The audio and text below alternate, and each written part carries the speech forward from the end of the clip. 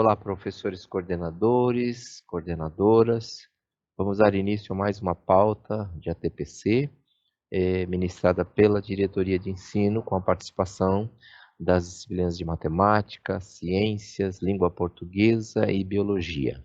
A proposta é darmos continuidade e verticalizarmos os tópicos já abordados no Centro de Mídias, para que cada vez mais esse trabalho fique coeso e a prática adotada dentro do espaço de formação que é o ATPC, dê sequência à temática da recuperação e aprofundamento que estão com propostas de continuidade na unidade escolar.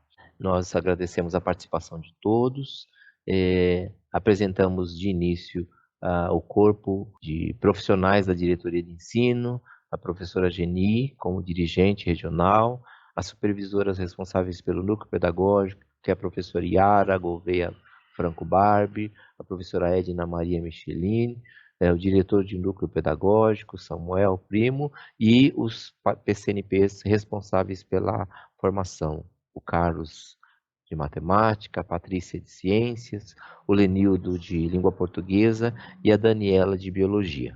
Eu já quero chamar então para iniciar essa formação o professor Lenildo de Língua Portuguesa para dar continuidade à pauta da TPC. Este recorte é o programa que fala do Programa de Recuperação e Aprofundamento da Aprendizagem, é o assunto do nosso ATPC de hoje. Então, esse recorte ele mostra aqui para a gente todos esses recursos, essas ferramentas que nos possibilitam isso. Recursos didáticos, materiais impressos digitais, formação focada nos usos dos materiais e avaliações, tecnologia, o Centro de Mídias continua apoiando a aprendizagem, acompanhamento para não deixar ninguém para trás, avaliação diagnósticas e formativas, currículo foca em habilidades essenciais. Então, são esses os recursos. E o nosso ATPC vai abarcar essas áreas de conhecimentos, tá? Língua portuguesa, biologia, ciências e matemática. Objetivos de língua portuguesa: reconhecer o currículo paulista como sendo espiral, retomar algumas habilidades importantes sobre as formações do Programa de Recuperação e Aprofundamento da área e possibilitar discussões sobre a multi, a pluri, interdisciplinaridade. Além desses conceitos gerais, tem também os mais específicos, como retomar alguns conceitos sobre gêneros de texto, infográficos e artigos de divulgação científica, como veremos a seguir. Abordar a linguagem verbal e não verbal, refletir sobre suas interpretações. Definir com os estudantes conceitos do discurso direto e indireto. E ainda, professores, abordar as informações implícitas no texto, utilizando as linguagens mistas. Aqui temos um material para este trabalho. Então, sempre consultamos o material de Aprender Sempre, né? Que tem aí o volume, já estamos no volume 2, e também o Centro de Mídias, né? Como havíamos dito. Aqui nós temos um recorte já da apostila, né? Dos anos finais, mas para ser específico, esse é do 6º ano. Mas aqui nós vamos apresentar a apostila do 6º, do 7º, mas os professores pode adaptar essas atividades tanto para o 8º quanto para o 9º, ok? Vamos fazer uma leitura com os alunos e dessa leitura nós vamos tirar aí nossas impressões, fazermos inferências e abordarmos a questão do discurso direto e indireto.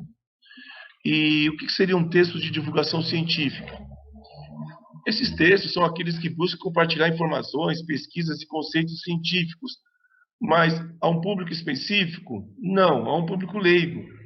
É um público que desconhece ou pouco sabe sobre o assunto ali abordado. Então, é um texto muito interessante para nós lermos em sala de aula. Isso vai estimular a curiosidade do estudante e vai também gerar algumas discussões muito pertinentes para esses alunos, tá? Vou fazer a leitura, então, do texto com vocês. Percebam que é um texto que tem aí uma estrutura jornalística, né? Como se fosse um texto de notícia. Paleontólogos descobrem espécie de dinossauro de pescoço comprido. Com base no achado de um esqueleto na China, paleontólogos da Universidade de Alberta descrevem agora uma nova espécie de dinossauro saurópode de pescoço comprido com características únicas nas vértebras. Um pouco por acaso, durante uma escavação em 2006, trabalhadores da construção civil de Xinjiang, na China, começaram a desenterrar parte de um esqueleto que mais tarde viria a ser identificado como de um dinossauro. Agora, na edição online de 26 de janeiro da revista científica Journal of Vertebrate Paleontology, paleontólogos da Universidade de Alberta, no Canadá, e da Universidade de Geociências da China, em Pequim, descrevem uma nova espécie de dinossauro de pescoço comprido, a que deram o nome de Qianlong, que significa dragão de Xinjiang. Qianlong foi descrito como pertencendo ao grupo dos Menkyosaurus, dinossauros conhecidos pelo longo pescoço, que teriam vivido há 160 milhões de anos no período Jurássico do sul da China. Quando desenterrado, o esqueleto do dinossauro apresentou-se como uma surpresa para os paleontólogos, pois a cabeça continuava anexada ao longo pescoço. Tetsuto Miyashita, investigador envolvido no estudo, citado em comunicado da Universidade de Alberta, explica que é raro encontrar uma cabeça e um pescoço juntos no dinossauro de pescoço longo, porque a cabeça é muito pequena e facilmente se separa após o animal morrer. Os investigadores revelam que o Qianlong possuía características únicas que o diferenciam de outros mamenquiosauros, como a presença de ar entre as vértebras do pescoço, o que o tornaria muito mais leve, apesar da grande dimensão. Além disso, a ligação entre as vértebras revela que esse dinossauro possuía um pescoço muito duro, com maior mobilidade na vertical do que na horizontal.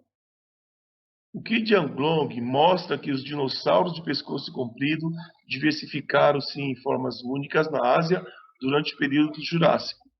Algo de muito especial aconteceu naquele continente, afirma o investigador. Tetsuto Miyashita adianta que em nenhum outro lugar podemos encontrar dinossauros com pescoço mais longo do que os da China. Os cientistas defendem que enquanto outros tipos de dinossauros de pescoço comprido foram extintos na Ásia, os mamenquiosauros evoluíram ao longo do tempo para formas diferentes. É ainda um mistério entender por que os mamenquiosauros não migraram para outros continentes, afirma o investigador, que acredita que esses animais podem ter ficado isolados devido a uma barreira natural, como o mar, e que posteriormente, quando a ligação por terra se restaurou, tenham perdido na competição com espécies invasoras. Então é muito interessante a gente abordar os alunos a respeito desse mistério que aconteceu lá na Ásia, né, que dá essas características tão comuns, tão próprias desses animais que viveram naquela região. Então a gente pode abordar no tom de mistério algumas para que os alunos, a gente pode estimulá-los a fazer inferências. Por que somente esse tipo de dinossauro existe lá na Ásia? Será que foi mesmo por causa da geografia? Foi mesmo por causa do mar? Então, é um momento em que os alunos podem inferir, podem dizer aí o que eles acham sobre isso. E qual assim a importância de estudar dinossauros? Poderia o professor alongar mais a conversa e abordá-los dessa maneira também. Então, seria uma maneira tanto de estimular a imaginação e fazê-los também dizer o que eles sabem a respeito de dinossauros, por exemplo, o que sabem a respeito do continente asiático, por exemplo. E aproveitando essa abordagem, poderemos fazer esse exercício, em que, por meio da linguagem verbal e não verbal, os quadrinhos, por exemplo, que abordam tudo isso, nós podemos fazer inferências. Uma das grandes habilidades linguísticas que possuímos é a capacidade de ler o que não foi escrito, ou seja, entender o que não foi dito explicitamente. É o que acontece no último quadrinho da tira abaixo. Diz Flávia, diz Sérgio, diz Hugo. Esse é o personagem de café com um amigo Coxinha. Está lá cumprimentando a turma dele, né? A turma da escola. Diz Marcos, diz Cláudio. Ei, Café, por que você não falou com Luzia? Amor ao outro braço, Coxinha. Analisando o texto e a sequência dos quadros, percebemos o que não foi dito pelo personagem de Café. Quem machucou seu braço foi Luzia. Do mesmo modo, as questões a seguir abordam exatamente informações que não foram ditas na notícia, mas podem ser facilmente percebidas durante a leitura. E em tempos de inteligência socioemocional, as pessoas também podem ser lidas, né? A gente percebe quando um colega ele não está bem, por exemplo. Então, ele não disse que não está bem, mas pela aparência nós podemos determinar que algumas pessoas não estão bem. Acontece com pessoas, acontece com textos também. Muitas vezes o autor não coloca todas as palavras ali. Como nós vamos ver nessa abordagem, em que, para a gente não perder tempo, tem aí a questão da profissão de tetsuto, que lá ele é tratado como um investigador. Então, o aluno pode pensar, né, pode chegar à conclusão e dizer que ele é um paleontólogo, que dizer que a profissão dele está voltada para a arqueologia, talvez. Ele pode inferir algo que não está escrito no texto, assim como nós vimos nesse quadrinho aí do café. Uma outra abordagem, a questão das marcas que temos no texto. Nas notícias é muito comum utilizar declarações de pessoas envolvidas nos fatos relatados ou de pessoas que os testemunharam. Na escrita, essas declarações são indicadas pelas aspas. Observe. Phidian Glong mostra que os dinossauros de pescoço comprido diversificaram-se em formas únicas na Ásia durante o período Jurássico. Algo de muito especial aconteceu naquele continente. Está aí entre aspas. E é uma oportunidade do professor, da professora, retomar o conceito de discurso direto ou indireto com os seus alunos. O discurso, de uma maneira geral, o aluno reconhece como uma conversa, um diálogo dentro do texto. E as marcas que ele traz. Então, por que tem um diálogo, por que tem uma fala, né, de um especialista dentro de um texto como esse? Pode perguntar isso para o aluno também. Né? Ele vai trazer aí para o professor, para a professora, uma resposta para dar mais credibilidade ao texto, professor. Né? Para trazer aí alguém, um especialista, fazendo uma declaração sobre essa verdade. Okay? E é uma maneira, uma boa situação de abordagem para que o professor e a professora retome esses conceitos de discurso.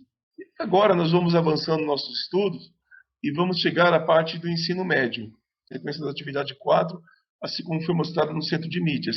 E nesse caso aqui, mais especificamente, nós estamos na apostila do segundo ano do ensino médio.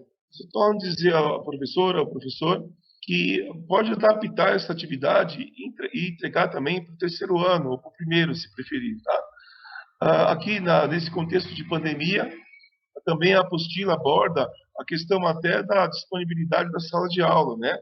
Para que deixe em forma de U, né? Para que os alunos não fiquem tão próximos. E nesse exercício, reconhecer as marcas da alteridade do coenunciador presente no texto. Identificar ideias-chave de um texto, concatenando na elaboração de uma síntese. Utilizar procedimentos iniciais para a elaboração do texto, estabelecer o tema, pesquisar ideias e dados, planejar a estrutura, formular projeto de texto. Adaptar textos em diferentes linguagens, levando em conta aspectos linguísticos, históricos e sociais. Aqui é mais um recorte, né, da apostila, que, no caso, ele quer fazer uma abordagem, propor a língua em funcionamento. Nós sabemos que quem fala expressa uma comunicação. E as linguagens, né? A gente pode abordar linguagens, tanto a verbal quanto a não verbal, mas a fim de promover uma intencionalidade comunicativa. Então, no livro, ele sugere que nós, professores, escolhamos um vídeo que seja desprovido de palavras ou imagens, né? Para que os alunos possam interpretá-lo. Então, escolhi um vídeo chamado Sobre Drogas. Aqui também há um recorte da apostila, dizendo como isso pode ser feito. E aqui nós vamos assistir ao vídeo, então, para que os alunos possam assisti-lo e tirar, então, as suas impressões. Após assistir o vídeo, nós faremos essa abordagem. Esse daí está o vídeo, está o endereço do vídeo, tá? Professoras, professores, dando ênfase ao que foi dito no centro de mídias a respeito das inteligências socioemocionais. Uma psicóloga alertou, né, que nós não podemos proibir o adolescente. Né? Ela fez toda uma teoria, fez toda uma dissertação, né, uma abordagem sobre a adolescência. E disse assim, a gente não pode proibir o adolescente. No caso, na questão de drogas, por exemplo, nós podemos discutir com o aluno, né, a respeito de drogas, mas não podemos proibir.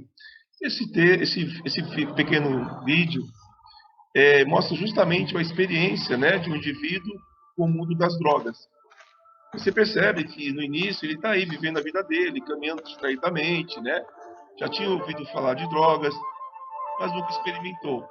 E aí ele começa a experimentar, e ele acha legal, como a gente tem, como nós estamos vendo aí, tem uma sensação, para ele é prazerosa, e no início não se machuca. E conforme ele vai usando, ele vai utilizando das drogas, aí vai tendo as consequências do uso.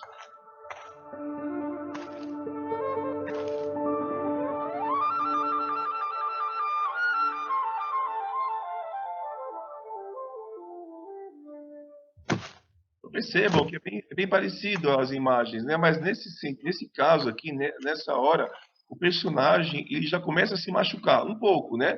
Mas ele já começa a sofrer alguma consequência. E aos poucos ele vai mudando aí totalmente o comportamento. Ele começa a procurar pela droga, ele começa a ter pressa de usar, e os efeitos já não são mais o mesmo. Ok? Evidentemente, os professores, as professoras vão ver todo o vídeo, né, para fazer a abordagem com os seus alunos, tá? Bom, e após assistir ao vídeo, nós podemos abordar os alunos dessa forma. Assistir ao vídeo com os alunos, pedir para que eles escrevam sobre as cenas e uma possível mensagem. Então, notem que todo o vídeo não tem nenhuma fala, mas só imagem. E ainda é possível tirar uma mensagem. Que mensagem os seus estudantes podem conseguir após assistir a este vídeo? Caso houver necessidade, passar o vídeo novamente, propor uma roda de conversa e discutir com os alunos as impressões que eles tiveram. E aí eles partem para a escrita. E assim, ao final da aula, o professor pode ler algumas produções e esclarecer as dúvidas caso houver. Tá? Essa foi uma abordagem. Agora, vamos para a última abordagem. Nessa abordagem, nós vamos ler 2 textos de estruturas diferentes, né, de diferentes estruturas, mas com a mesma mensagem. Qual que é a ideia? Né? Dividir a sala, dar o texto para uma metade dos alunos e o outro para outra metade. Fazer com que eles leiam o texto, tirem as informações e compartilhem essas informações. É para ver mesmo a capacidade que o aluno tem de extrair as informações de um texto, tá? Esse texto aqui, O que Quero os Jovens, foi uma matéria escrita já faz um tempo, e mais uma vez, é muito propício nós comentarmos o novo ensino médio com isso, em que coloca o jovem como protagonista dos seus estudos. E isso é algo muito importante, que foi muito discutido no nosso país, né? E abarca essa ideia do perfil do nosso jovem. Então, o que quer os jovens? Uma parte da sala lê esse texto e a outra parte vai ler esse texto, que é um infográfico. Nós temos aí as mesmas informações, mas disponíveis de uma outra forma.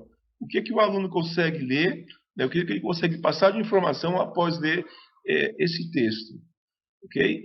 Então, professoras, professores, essa foi a minha contribuição de língua portuguesa. Agradeço. Passo a palavra à CNP de Biologia. Olá, professor. Olá, professora. Eu sou a CNP Daniela, vou dar continuidade ao nosso assunto do programa Recuperação e Aprofundamento. Dentro do programa, trouxe uma proposta do tema Efeito Estufa, né? Uma proposta aí de sequência de atividades. Os objetivos, né, do programa Recuperação e Aprofundamento de Ciências da Natureza, aqui, dentro da biologia, então, é reconhecer o currículo paulista do ensino médio como sendo uma espiral, retomar algumas informações importantes sobre as formações do programa, Recuperação e Aprofundamento na área de Ciências da Natureza, e possibilitar as discussões sobre a multidisciplinaridade, pluridisciplinaridade e interdisciplinaridade. Proporcionar também um espaço de diálogo entre os professores de biologia, física, química, indicando essas possibilidades de práticas colaborativas, né, a partir das atividades do caderno, Aprender Sempre, e também do currículo em ação, Ciências da Natureza para o segundo bimestre. Então, dentro do programa Recuperação e Aprofundamento, né, em Ciências da Natureza, a gente iniciou esse trabalho, né, trabalho iniciou a partir da pandemia, com a suspensão das atividades presenciais. Com isso, houve modificação do tempo pedagógico, e aí houve a necessidade de se adotar essa matriz de habilidades essenciais, né? Que a gente utiliza dentro dos cadernos Aprender Sempre, desde lá do 6º ano do ensino fundamental até a 3ª série do ensino médio. As habilidades essenciais, desde 2020 a 2021, elas se relacionam com as habilidades do currículo paulista. O currículo paulista, hoje, já no ensino fundamental, já está em andamento. No ensino médio, está sendo incluído, né, a partir da 1ª série do ensino médio, o currículo em ação.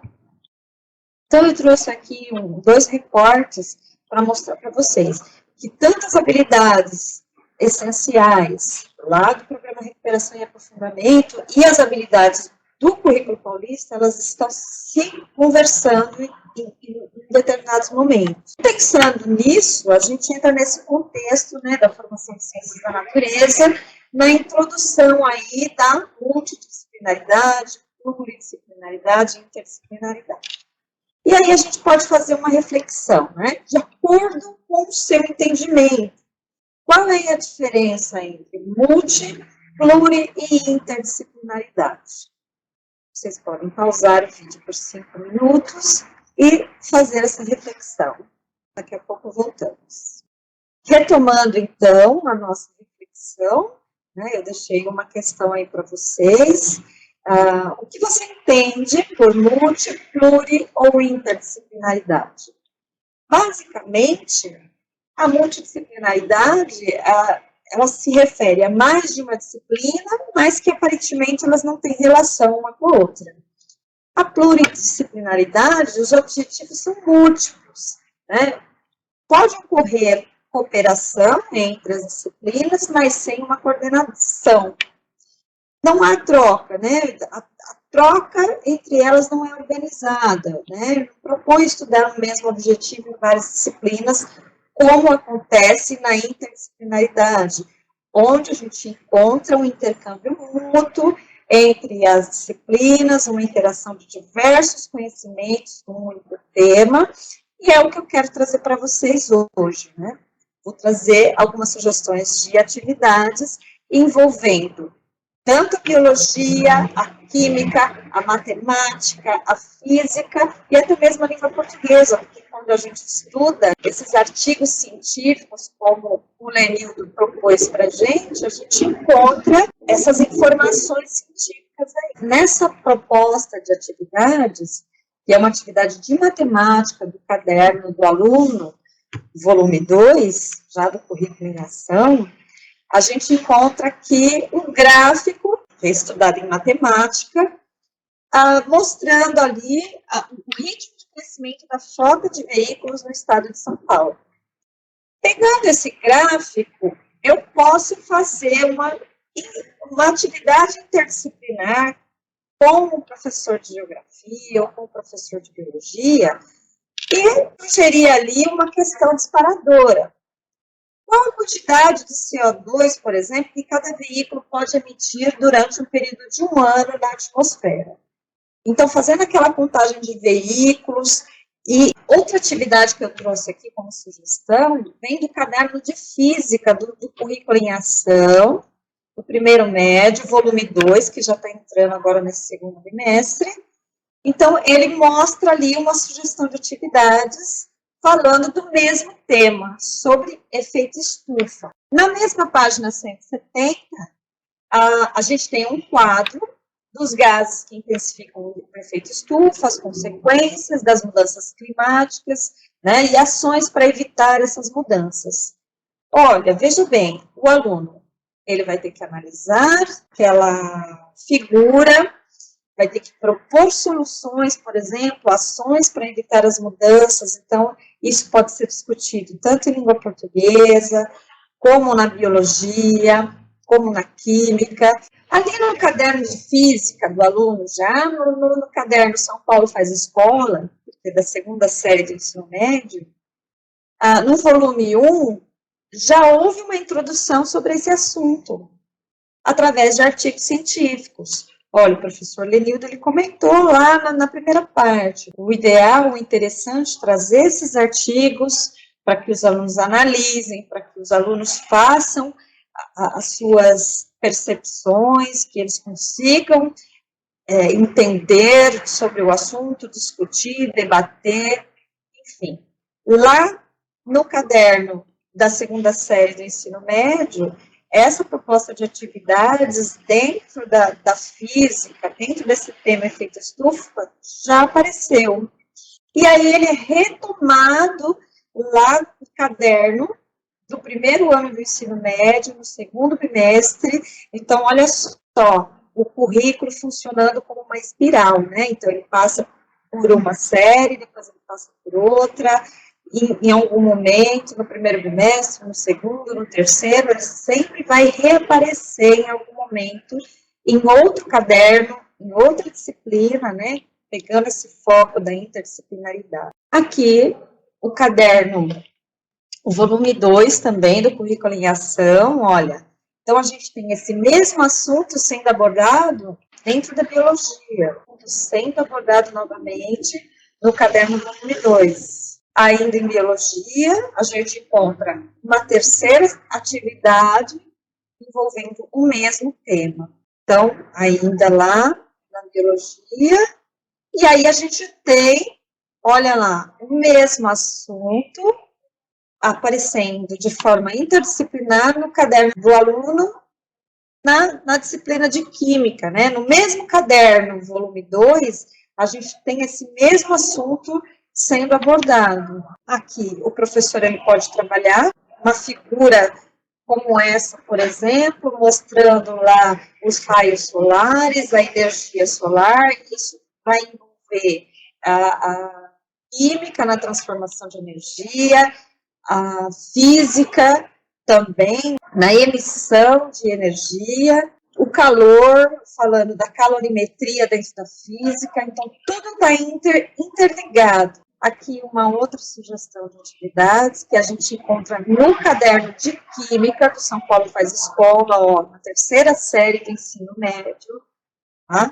Utilizando o mesmo assunto, o mesmo tema, de forma interdisciplinar e de forma espiral. Uma outra atividade, também no caderno do aluno, do São Paulo Faz Escola, de Química do terceiro ano do ensino médio. E aqui eu trago as referências para vocês sobre o que é multi, pluri, trans, interdisciplinaridade, o que é tudo isso. Os materiais do currículo paulista, ele pode ser encontrado lá no site da IFAP, nos materiais de apoio e materiais de recuperação e aprofundamento, e também lá no currículo em ação 2021. Espero ter ajudado. Obrigada. Olá, professores, professoras. Sou a PCNP Patrícia, de Ciências, e eu vou começar com vocês a nosso ATPC relacionado ao recuperação e aprofundamento do 9º ano.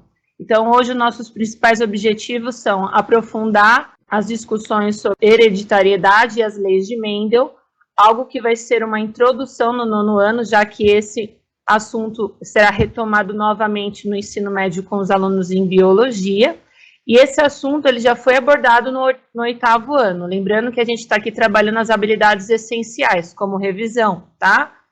Em segundo momento, vou passar para vocês uma opção, uma sugestão de ferramenta digital para vocês desenvolverem, explorarem essa ferramenta nas aulas de vocês. Então, a princípio, retomando no percurso formativo do segundo bimestre de 2021, no 9º ano de Ciências, quando a gente fala sobre as habilidades essenciais, quais foram os assuntos que retomamos? Então, primeiro, a sugestão de atividade 1, nós tivemos a radiação e sua implicação. A sugestão de atividade 2, nós tivemos transmissão de características hereditárias. E agora, a sugestão de atividade 3, nós temos a hereditariedade.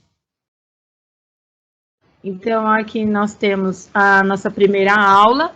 né, nessa primeira aula, quais são os principais objetivos, né, para trabalhar com os alunos quando a gente fala em retomar o assunto relacionado à genética.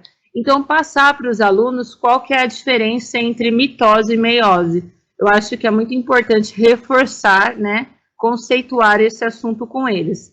Aqui, logo de cara, vocês conseguem observar que eu coloquei um GIF já demonstrando essa diferença. Fora isso, outra sugestão que nós trazemos também, que foi passado pelo CMSP, inclusive, é o recurso do site Khan Academic. Então, nesse site, vocês têm aqui uma sugestão, né, um vídeo, para passar para os alunos explicando. Nesse momento do nono ano, é muito importante visar que o visual ele é muito importante. Então, não se aprofundar tanto nos conceitos, mas no visual.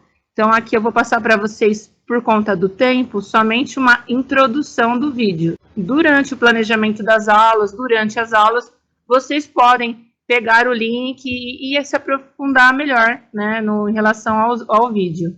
Então, esse é o site, CMSP, né, a galera ela passou como referência para os professores buscarem conteúdos de vídeos para desenvolverem suas aulas. Então, esse vídeo, ele traz a comparação entre meiose e mitose. Tem, inclusive, o professor explicando. Então, eu vou dar uma introdução só para vocês conhecerem. Mas é importante vocês colocarem, anotarem, né, que o site de referência é o Khan Academy. Então, ele faz, assim, uma revisão, né, especificando o que é a mitose, o que é a meiose, depois ele compara os dois.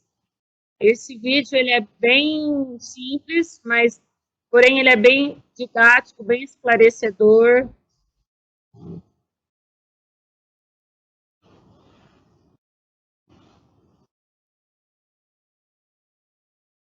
Então, isso que muitas das vezes a gente fazia em sala de aula na lousa, hoje a gente tem a opção de usar esse recurso para poder desenvolver com os nossos alunos, tanto no presencial quanto os que estão em remoto.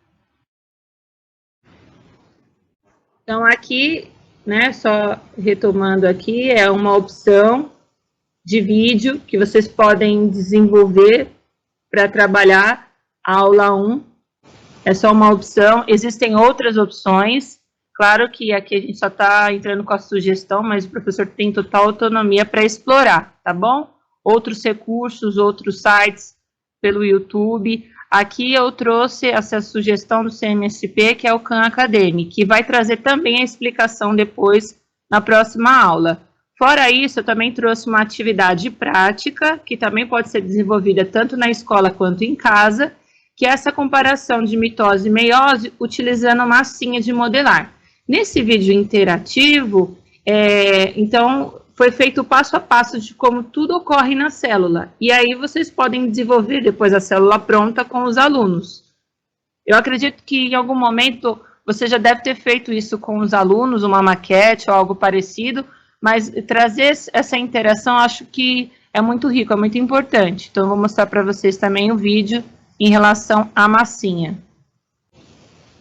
Nesse segundo vídeo, então, com massinha de modelar, é um vídeo curto também, né, de 4 minutos, né, 4,59 minutos.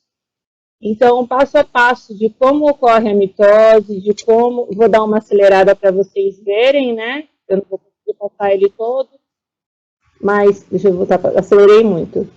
Então, aqui nós temos... Aí tem a música do fundo, né?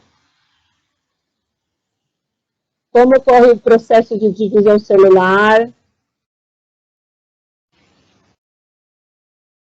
Então, nesse vídeo, ele faz as duas demonstrações, tanto quanto ocorre a mitose, quanto quando ocorre a meiose. E depois vocês podem fazer isso com os alunos, né? Tanto presencial quanto remoto, utilizar isso.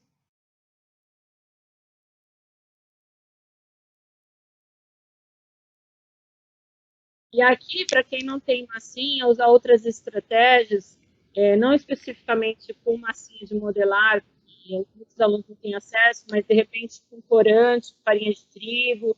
Aqui é só uma sugestão.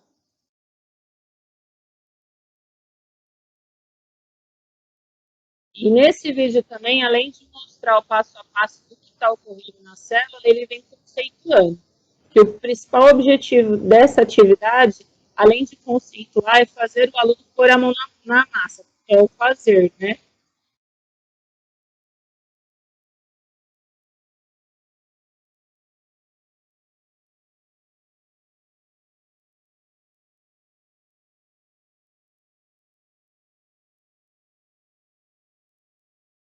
Eu imagino que quando eles elaboraram esse vídeo, eles demoraram um bom tempo, né? Porque você imagina, são várias fotos, a junção de várias fotos, então assim, de repente, se você coloca isso na mão de alunos que são ativos, que são protagonistas, que gostam de ir atrás, eles mesmos desenvolvem um vídeo relacionado a isso. É uma sugestão.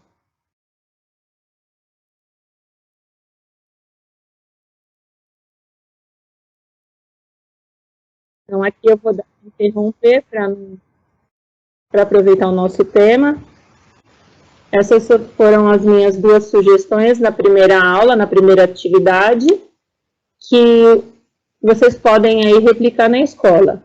Aqui nós temos nossa próxima aula, que é a aula 3. Nessa próxima aula, a gente começa a construir uma árvore genealógica usando um heredograma.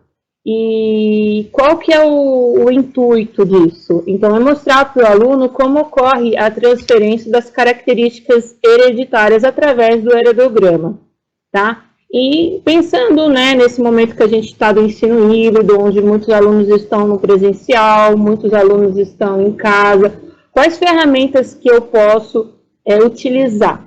Então, no CMSP, muitos professores no chat solicitaram, né, para os formadores uma sugestão de utilizar o Canva, né, o Canva aí como ferramenta para desenvolver durante a aula.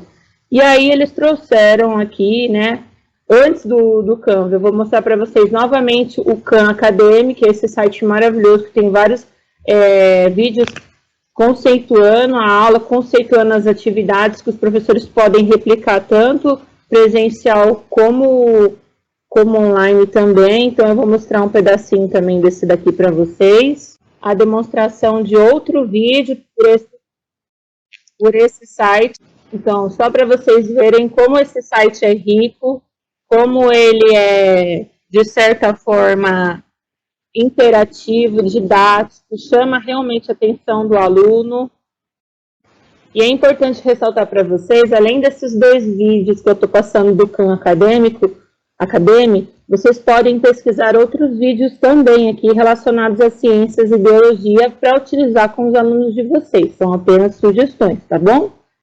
Então, após a apresentação dos alunos desse vídeo ou de outros que vocês possam selecionar, aí vocês vão buscar na prática. Mas e aí, como que a gente pode desenvolver o nosso heredograma? Né? Qual ferramenta que a gente pode desenvolver?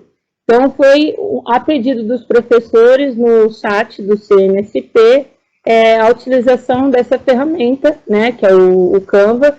E aí eu trago aqui para vocês o passo a passo, como que eu posso desenvolver um heredograma dentro do Canva, tá bom? Aí também vou passar só um pedaço, mas eu estou deixando aqui o link para vocês acessarem. Para quem não sabe, ou tem algum tipo de dificuldade, esse é o último vídeo que nós vamos ver, que esse, na verdade, é um vídeo explicando. Esse vídeo é um pouquinho longo, ele tem 10 minutos, ele foi feito pelo pessoal do CMSP, os formadores da IFAP. Então, ele vem explicando como que funciona o Canva em relação a formar um heredograma, como que eu posso usar em benefício das minhas aulas. Claro que no YouTube existem outros vídeos.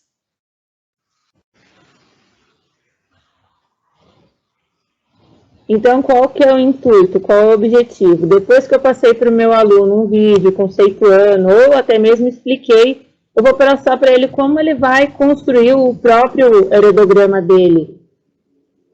Eu acho que é rico isso para ele, e futuramente, quando o professor de biologia for retomar esse assunto, ele vai lembrar desse momento.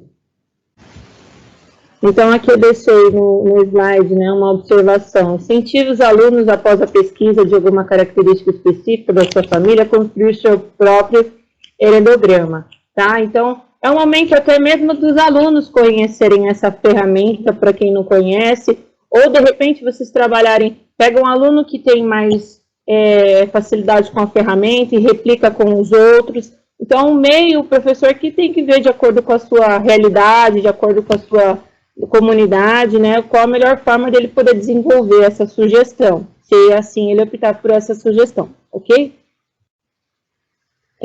Então, concluindo, quais são as minhas sugestões em relação ao planejamento das aulas na abordagem das habilidades essenciais?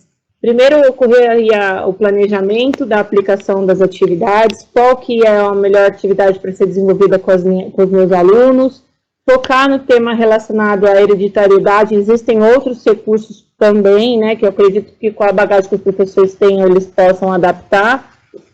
Adaptar a realidade do aluno, principalmente nesse momento que a gente tem alunos tanto em casa quanto presencial, e focar no desenvolvimento do protagonismo do aluno, onde o professor seja o mediador ali da aprendizagem, onde o aluno traga para ele várias possibilidades. Olha, professor, o senhor trouxe essa ferramenta, mas eu tenho essa também, então eu acho isso muito importante para os nossos alunos, ainda mais nesse momento onde a gente depende tanto disso para ocorrer a aprendizagem do aluno.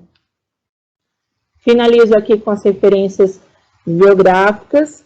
Essa foi a minha contribuição. Contem comigo sempre que precisarem. Peço que mandem pelo e-mail do Núcleo Pedagógico as boas práticas de vocês em relação como estão sendo desenvolvidas essas aulas, onde se trata das habilidades essenciais, porque isso a gente vai ter que divulgar futuramente, né, na SEDUC. Então, eu acho muito importante, tudo que vocês forem fazendo, vocês replicam conosco para a gente futuramente poder replicar, tá bom? Muito obrigado. Passo a palavra para o PCNP Carlos de Matemática.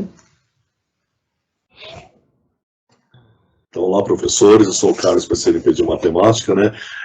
E hoje nós vamos dar continuidade, né? Como é importante essa articulação com o Centro de Mídias, com a TPC diretamente de lá, e também essa replicabilidade também, esse desdobramento na diretoria, e agora também com vocês na escola também, na área de matemática, ciências da natureza, língua portuguesa, e também essa questão de atender a todos vocês, você professor coordenador, você professor coordenador geral da PEI, você professor coordenador de assistência ao currículo, e você PCA, professor coordenador das áreas em comuns, né, na escola como um todo, e você também professor de matemática e das demais áreas também, que tem essa articulação conosco aqui. E hoje nós vamos falar um pouquinho também da área de matemática. Os objetivos são refletir sobre o momento do desdobramento dessa TPC agora na unidade escolar, né, discutindo e discorrendo com seus pares sobre a identificação dos objetos propostos e as possibilidades também de intervenções ativas, analisar o trabalho em pequenos grupos e atividades propostas na sequência da atividade 4. Vale lembrar também que temos aqui que revisitar alguns dos elementos na formação da etapa para sugerir o momento de observação e pesquisa, e também a sistematização dos processos do ensino-aprendizagem. Nós temos aqui um recorte da sequência da atividade 4 do 9º ano, Mão na Massa. Material Aprender Sempre, 2021, volume 2, segundo bimestre. Então ele vem solicitando aqui, ele vem possibilitando aqui trabalhos com pequenos grupos. Haja vista que temos grupos que estão participando diretamente de atividades do Centro de Mídias e tem aqueles grupos que estão indo até a escola também. Nós temos aqui duas possibilidades de trabalho. E esse é o nosso material Aprender Sempre, ele vem sempre sugerindo, conversando com o professor, orientando. Neste caso aqui, ele deixa uma mensagem: professor, esperamos que o estudante recorra aos combinados prévios que possui. É possível que os estudantes busquem os conhecimentos sobre a proporção que outrora já foi desenvolvido em outros momentos, em outras áreas, e ele sugere também que façam discursos sobre as tentativas de resoluções que os alunos trazem a respeito de cada atividade. Nessa sequência de atividade 4, ele vem trabalhando com semelhança de triângulo. É isso mesmo, semelhança de triângulo ele já desenvolveu lá nas séries anteriores, nos anos anteriores, mas no 9º ano ele vem aí trabalhando essa questão da habilidade essencial, resgatando, né, esse contexto para que o aluno tenha um repertório melhor a respeito da questão dos triângulos. Por exemplo, que tipos de triângulo nós temos aqui representados? Nós temos os triângulos equiláteros, isósceles, escaleno, retângulo, e cada um deles tem aí o seu comprimento, cada um deles tem a questão do ângulo. Nós lembramos que tínhamos ângulos de 90, 60, 30, ângulos adversos, e é importante que esse aluno possa resgatar cada medida, cada sequência existente, né, através aqui, por exemplo, o isósceles. Nós temos aqui, no caso dele, o lado A e B que são iguais, já o lado C é diferente. Temos até o símbolo aqui, a simbologia, né? E o equilátero, todos os lados são iguais. O escaleno, são lados diferentes. O A é diferente de B e B é diferente de C. Aquilo que nós aprendemos lá na questão da álgebra, lá no início do 7º, 8º ano, ele vem trazendo assim como essa habilidade essencial aqui para o 9º ano, para nos representar e nos auxiliar também, né?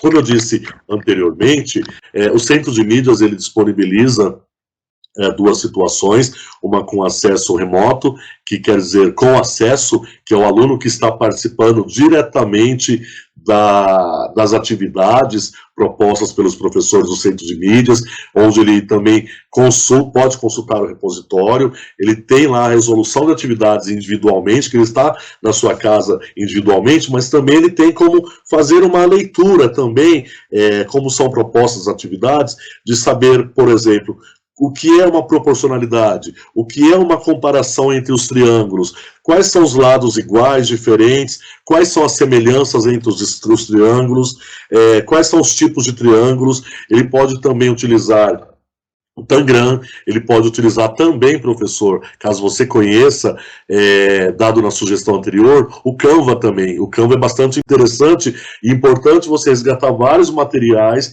que vêm aí prontos, né, para que você possa também fazer algumas adaptações para a sua série, para a sua turma, dos anos finais ou até mesmo do ensino médio, e também trabalhar algumas questões, conforme a proposta aqui, com acesso, e sem acesso, quer dizer quando o seu aluno vai até a escola, esses pequenos grupos que estão indo até a sua escola, né, para desenvolver algumas atividades, e que eles também podem desenvolver atividades em grupos, mais do que nunca, lembrando e respeitando o distanciamento social, acima de tudo, né, mas que eles possam também realizar algumas atividades em grupo, e também resgatar aquelas da vida real, no seu cotidiano, como, por exemplo, na quadra da escola, analisar os espaços geométricos, analisar os espaços em relação à geometria, as portas, triângulos, janelas, telhados antigos,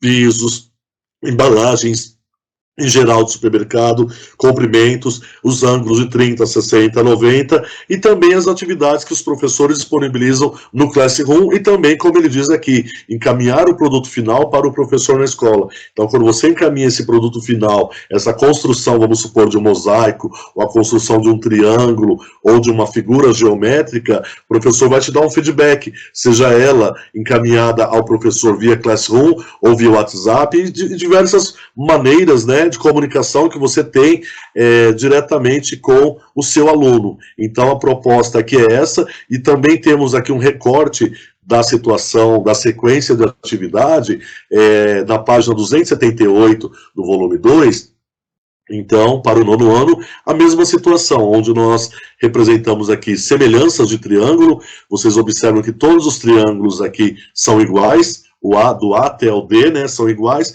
porém as medidas são diferentes. Então, o que ele pede? Para que o aluno faça uma análise e faça uma comparação, e através da comparação também ele vem aqui já te indicando como uma situação de aprendizagem, ou uma situação de resolver problemas, ele também vem conversando com o professor, ele vem direcionando ao professor como o professor pode calcular o triângulo, o que é um perímetro, como calcular a área. Então ele vem te auxiliando, o material ele vem auxiliando você, professor, como você pode fazer esse desdobramento na sala de aula com essas habilidades essenciais para o nono ano, e aqui, por fim, na questão do nono ano, determinar a razão e semelhança. Então, dentre aquelas figuras que nós apresentamos dos triângulos semelhantes A, B, C e D, então ele pede, por exemplo, aqui, para eu trabalhar aqui entre o triângulo B e A, qual é a razão entre eles?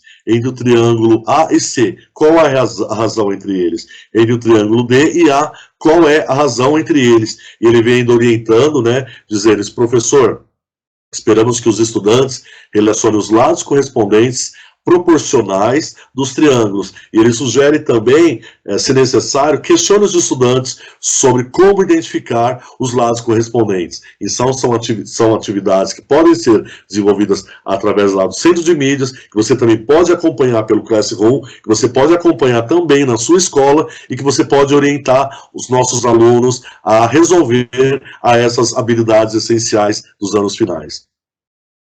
Já no ensino médio, eu trouxe aqui uma proposta da CETESB, é isso mesmo, uma proposta da campanha ambiental do Estado de São Paulo, trabalhando os aspectos ambientais, né? Então nós temos aqui, nós sabemos toda essa questão do aquecimento global, todas essas questões ambientais que existem, que são cogitadas aí na mídia como um todo, né? E ele vem também falando um pouco, conversando um pouco também do desdobramento que foi feito na área de ciências da natureza, falando um pouco da questão do ozônio, né? Que ele é um poluente que não é emitido diretamente da atmosfera e tem a reação de óxidos de nitrogênio, processos de combustão e veicular e industrial também. O que isso tem a ver com a matemática? Ele tem a ver com o todo, com a ciência da natureza como um todo, com a matemática como um todo, e vale lembrar que a CETESB, ela disponibiliza diariamente um boletim,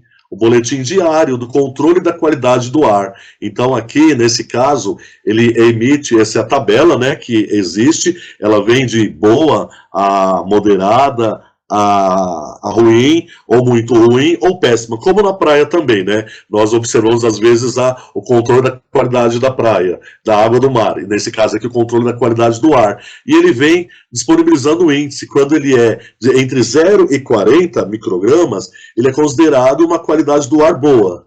Então, já entra sobre aviso, né, o amarelo, entre 40 e 80 microgramas por metros cúbicos, olha lá, metros cúbicos aparecendo aí, ele considera que a pessoa pode ter problemas respiratórios, e entre outros problemas cardíacos, problemas que podem levar a doenças, e até outras situações aí relacionadas à respiração como um todo, né?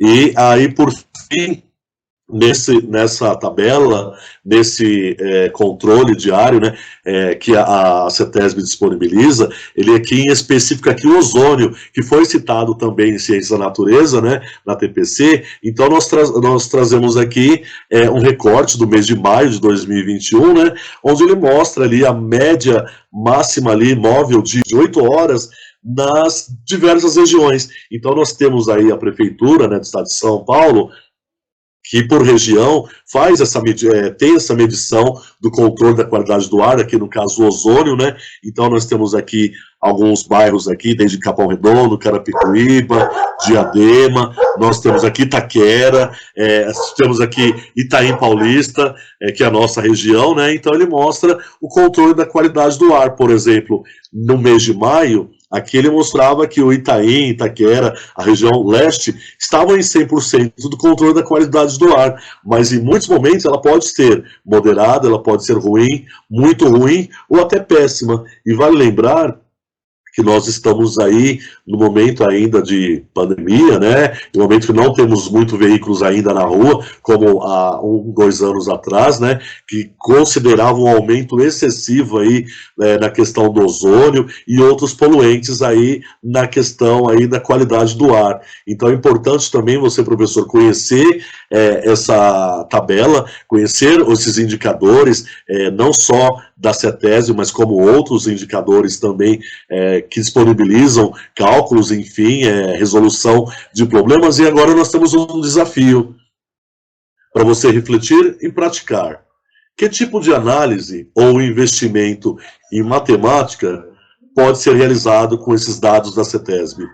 Faça uma análise, entre em contato com os dados, com a CETESB, analise os indicadores, veja o que é possível, que desdobramento você pode realizar em sala de aula. Você pode trabalhar razão, proporção, regra de 3, análise de situação, problemas, e entre outros investimentos aí na área das ciências da natureza e na matemática como um todo. Então essas são as nossas sugestões aqui na área de matemática para o ensino médio. E, no finalizando, refletimos sobre o momento do desdobramento, né, com todos os demais colegas da área e na unidade escolar, discutindo e discorrendo com seus pares sobre a identificação, os objetivos propostos, as possibilidades de intervenções ativas, né, as análises das situações de aprendizagem e também temos aqui as referências como um todo. Vale lembrar também, professor, que nós, antes de encerrar, nós disponibilizamos aqui um repositório grande nosso aqui da Leste 2, né? Vocês têm o repositório lá do Centro de Mídias, que tem todas as áreas disponibilizadas, todas as ATPCs, os materiais de formação específicos, e nós disponibilizamos também nessa ATPC um material grande, né, que é de grande importância para que você faça uma análise e um aproveitamento, um recorte de atividades que você pode utilizar no programa Recuperação e Aprofundamento, lembrando sempre da questão das habilidades essenciais, mais do que nunca, né? E nós desejamos a vocês bons estudos e bom trabalho. E antes de nós darmos tchau, que nós temos aí o nosso contato no núcleo pedagógico. Nós temos aqui o e-mail, que é o delt2npe@educacau.sp.gov.br, e também temos nosso canal no YouTube, né, que nós temos aqui o nosso endereço, e nós convidamos você também, você que disponibiliza, realiza aulas diversificadas, boas práticas, também que envie para o nosso endereço, nosso canal, as suas aulas, as suas práticas, e revisitem também outros materiais aqui, um acervo que nós temos, diversas contribuições aqui da Leste 2, diversos colegas aí que vêm sempre contribuindo aí com as nosso espaço informativo no nosso canal. Nós agradecemos a sua participação, muito obrigado e até a próxima. Contextualizando isso, com essa parte de biologia, a quantidade de gás carbônico na atmosfera, a gente pode fazer uma atividade, um projeto interdisciplinar com esses alunos.